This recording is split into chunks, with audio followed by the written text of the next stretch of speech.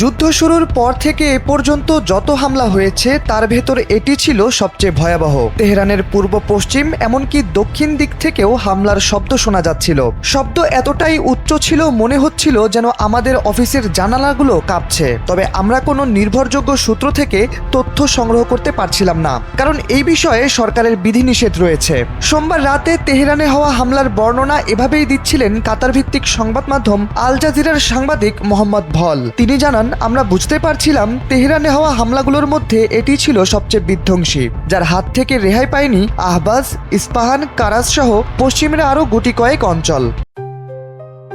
JBS holdings limited. ভলের লেখা থেকে আরও জানা যায়, সোমবার রাতে হওয়া হামলায় ইরানে অন্তত 40 জনের বেশি প্রাণ হারিয়েছেন। সব মিলিয়ে এ যুদ্ধে নিহতের সংখ্যা এখন বেড়ে দাঁড়িয়েছে 1300 জনে। যুদ্ধের 11তম দিনে পা রেখেছে ইরান, ইসরায়েল ও মার্কিন যুক্তরাষ্ট্র। সোমবার রাতে হওয়া হামলার আগে সবচেয়ে ভয়াবহ হামলাটি হয়েছিল তেহরানের তেল শোধনাগারগুলোর ওপর, যে হামলাটি করা হয়। তারপর থেকে তেল আবিব ও মধ্যপ্রাচ্যে হামলা জারি রাখে ইরান।